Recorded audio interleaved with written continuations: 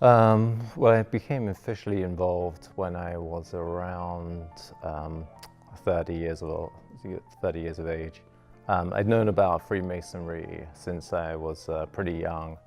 Growing up in England, you hear a lot of cliches about Freemasons ruling the world and this kind of thing, and being a corrupt businessman and so on. And that didn't interest me in the slightest. And then when I was in my late-ish teens, around 17, I'd already been studying alternative spirituality and shamanism, reading Mircea Eliade and people like that, and Freemasonry was mentioned to me in that context, and that seemed a lot more interesting to me than what I'd heard before. And around that time, I just happened to come across some Masonic rituals in a used bookstore, and I got a couple of them. I bought the I bought the Rose Choir degree, and I somehow got a hold of the Royal Arch degree as well. And although I didn't really understand what it all meant, it was pretty clear to me that there was something intelligent there, and maybe a little more intelligent than a lot of the things I'd come across. And when I moved to New York about a decade later, I noticed that of all the books I had taken, a lot of them were on Freemasonry. So I decided at that point I should check it out a little bit more.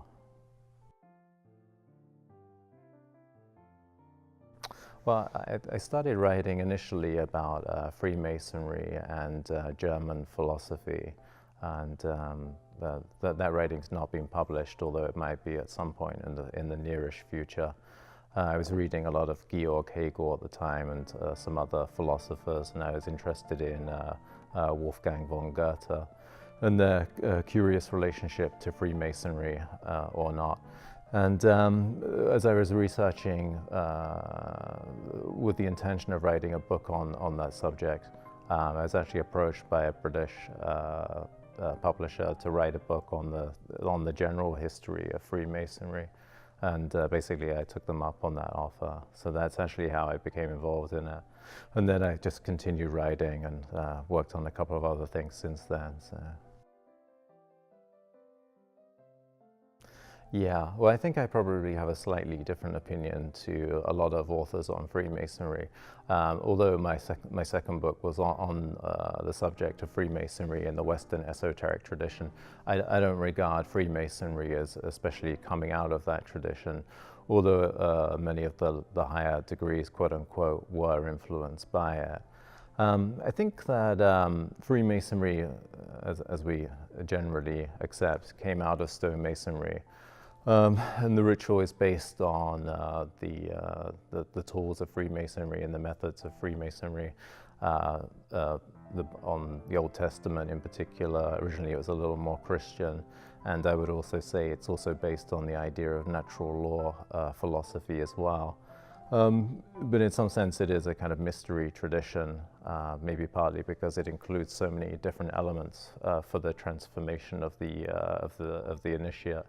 I think when it began to spread to France and Germany, it began to evolve into something quite new, and that was it incorporated a lot of Hermeticism and other kinds of symbolism, such as Rosicrucianism.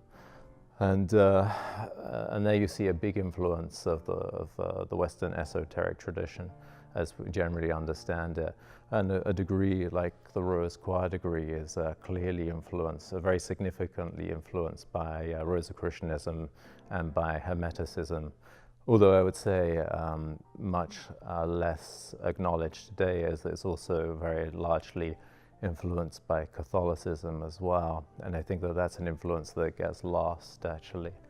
But yeah, so Freemasonry in the quote-unquote higher degrees drew in a lot from the Western esoteric tradition, but then it also, in a way, kind of reformatted the Western esoteric tradition. So if you look prior to the emergence of Freemasonry, to what we think of occultists such as John Dee or Agrippa, essentially there are lone individuals, or they may be working with one other person, or have some kind of loose connections, but they're not really working in tight groups that you see after Freemasonry, such as with Wicca, which, although very different to Freemasonry, had absorbed a lot of the terminology of Freemasonry, a lot of the terminology of the Golden Dawn and Crowley. But it's essentially this idea that you have a group and you have a specific kind of theatrical ritual to initiate people. And I think that after Freemasonry, that's essentially what the Western esoteric tradition becomes. And obviously that's partly because of the influence of the Golden Dawn as well.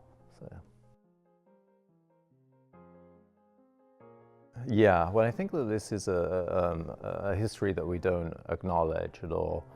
And not just Freemasons, but non-Freemasons and academics. So there's hardly anything written on the subject. And I think it's surprisingly, considering when we think of how much involvement there is of especially America and to some degree of Britain in the Middle East, and of the concern about Muslims in one way or another in the West, whether they're being discriminated against or whether they're in some way some kind of danger to the West. And it seems to me that to miss such a big chunk of a history where you have connections between the West and the Middle East it says a lot about our general understanding of it.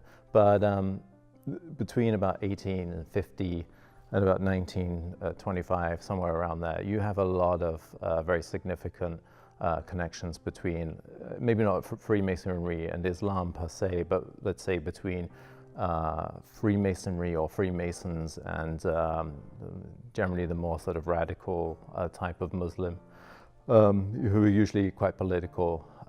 There's exceptions to that to some degree. The first, or one of the first converts to Islam in Britain, Henry William Quilliam, or Sheikh Abdullah Quilliam as he later became, he was significantly involved in Freemasonry and also significantly involved in what's called fringe Masonry, which is a sort of spin-off movements or spin-off organizations from Freemasonry that are not generally recognized by Grand Lodges. So he was involved in the Swedenborgian rite of Freemasonry. He also founded the ancient order of Zosimites, which is based on Freemasonry, but used ancient Egyptian mythology, although it was sort of secularized. But at the same time, he was actively campaigning for the rights of Muslims in the British Empire and, in a way, propagandizing for Islam in the British Empire.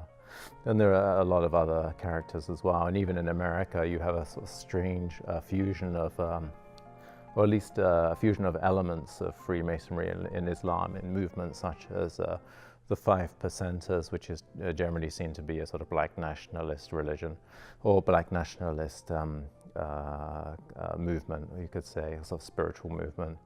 And in there, for example, they refer to Freemasons as Muslim sons.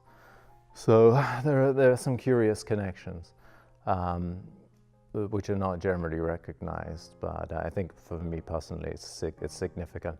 And it should be said as well, though a slightly more depressing subject, that if you read a lot of extremely radical jihadist material, or material that's buffering up against jihadism of the sort of violent sort, you actually find a lot of anti-Masonry in there, and it's actually a significant, if small, element of that sort of militant movement. And from my own studies, it seems to be that they essentially use Freemasonry as a term to refer to America or Western powers, but in a very specific sense. So they use Freemasonry to mean specifically Western or American cultural power. So it could be the movies, or it could be alcohol or pornography or that sort of thing. And you know, when you read these texts, if you don't understand that, it seems a little bit crazy. But once you do understand that, it actually makes a lot more sense of what's being said. And the only other writing that I've come across on that subject of any length at all was a report by CSIS, which is the Canadian equivalent of the CIA. But again, that report is extremely short. It's about 2 pages. So It's much shorter than my chapter in the book, which I think is the first sort of significant writing on the subject. Yeah, so my conception of the higher man, or what I mean by the higher man, is someone who's developing themselves mentally, physically, and spiritually. And that's something that was done traditionally in, I think, every culture of any relevance or any civilization. So, you know, you find a figure such as the samurai Miyamoto Musashi, who is known obviously for his ruthlessness and martial prowess, but at the same time he's also renowned as a painter and as a calligrapher, and as actually even for his garden design in Japan. And you find figures like this and ideas like this throughout the world, even the 10th century Viking Egil Skallagrimsson, who killed his first, or made his first kill at the age of 7, was also renowned as a poet as well. So the idea of developing yourself physically or in a martial sense, but also, you know, through poetry or writing or art, it's a pretty classical idea, but that's, I guess, in a way what I would hope to revive. And I think it's important for a few reasons. And I think one of the reasons, or one of the main reasons, is that the age we live in is an age of specialization, where we're basically told that we have to know one thing and to be slotted into some kind of system. And the idea, you know, maybe it's science, or maybe it's art, or maybe it's something else. And usually we can always be involved with politics, it seems. But we know one thing, and we know politics, and we think that that makes us somebody who knows a lot about the world. And most of the time it doesn't, to be honest. And I think a lot of the hysteria we see in the modern age is partly to do with this kind of specialization, and also with that the fragmentation of the individual, with some section of society trying to improve themselves mentally, so they're reading all the time, and then you have another section of society, maybe a smaller section, which is trying to improve itself physically and working out all the time, and then you maybe have another section which is trying to improve itself spiritually, so they're going to Buddhist classes or meditation classes and saying affirmations and lighting incense in the morning or whatever it is. But these are, by classical standards, are mere fragments of people who are just developing one tiny aspect of their potential. And I think it actually plays out in kind of dangerous ways, actually, that you have sort of incredibly naive individuals who claim to be deeply intellectual, who really don't understand quote-unquote humanity very much at all, and seem to think that we can all get along if we all just subscribe to the same politics, and don't seem to realize that people actually do have different ideas and totally different beliefs to us. And people who live a block away from them may have totally different ideas, but when you go further afield, their beliefs are almost completely incompatible. And there seems to be a lot of hostility, especially in politics, because of this sort of intellectualization, where we intellectualize entire groups of people and claim we know about them when we know absolutely nothing about them. And then on the other hand, you have the most extreme of the sort of physical type. Obviously, you do have these kind of people who are basically thugs and criminals with no intelligence whatsoever. And then with spiritual people, you have these daydreamers who, it's all very nice, and I would love to live in the world where we could just light incense and put flowers in our hair. And, I really would, but that's not the world we live in, and we need to develop all these different aspects of ourselves. And when we do develop these different aspects of ourselves, we find that developing ourselves physically, it helps us to study or to develop our mind, and that in turn also helps us to develop our spirit as well. So I think it's a way of overcoming this sort of fragmentation that we see in the modern world. and a way of being authentically human, actually.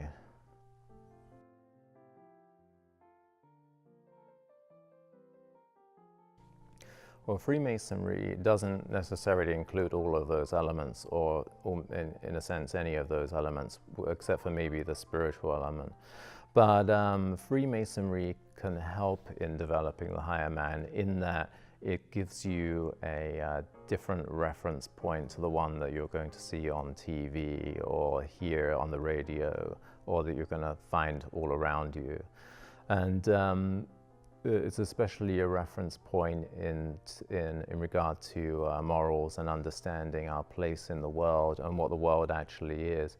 So, you know, secular society would essentially say that we're all individuals, and the most important thing that we can be is an individual. And I think that's actually very self-defeating. Even in a political sense, we're always told that's the most important thing. But a nation of individuals is really a nation of nothing, really. It's not even a nation. Which, you know, if you don't want a nation, that's fine. But the problem with being an individual is that there's no way to go higher. If you want to develop yourself, then you're going to need to get with some group or other at some point. So you're not going to be able to even develop yourself physically unless you have some kind of trainer. And you're not going to be able to develop yourself mentally unless you have somebody who can guide you a little way, but also challenge you. And so Freemasonry can't really help us to develop ourselves physically, and maybe not mentally by itself, but it gives us a different reference point to the one that we're getting, and it's a different way of understanding the world. And it's a more classical way of understanding the world. So it can take us out of the limitations of modernity. And I think also by stressing some kind of brotherhood or community, it can also sort of provide some kind of buffer against the sort of hyper-individuality that we see.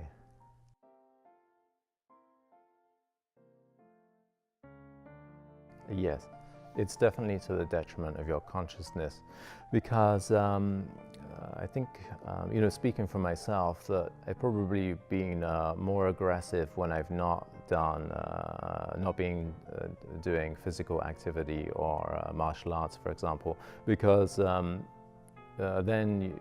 the sort of natural aggression is channeled into the wrong place, so it comes out intellectually or even spiritually. And that's not a good thing. So a lot of people that claim that they're very peaceful are often the most aggressive and abusive people you could ever meet. And so yeah, that is very much to the detriment of the individual and his consciousness. And the same, of course, if somebody only develops their body but doesn't develop their mind, that person is going to be extremely dangerous and will most likely wind up in prison.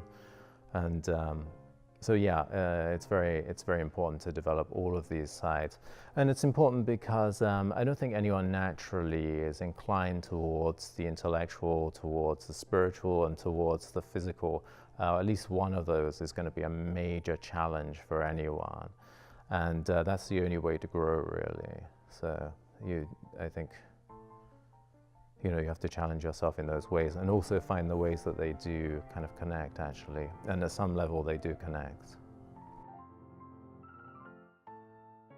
In regards to the higher man, I tend to write well, for the time being, it's articles which I publish on my website, Phalanx. And but yeah, I haven't written a book on that, but I'm working on some things of which would be book length. So yeah. Yeah, they can go to my website, and that's just my name.com, so Angel Millar, MILLAR.com, or Phalanx, and that's PHALX.com, and I think that pretty much covers it, actually.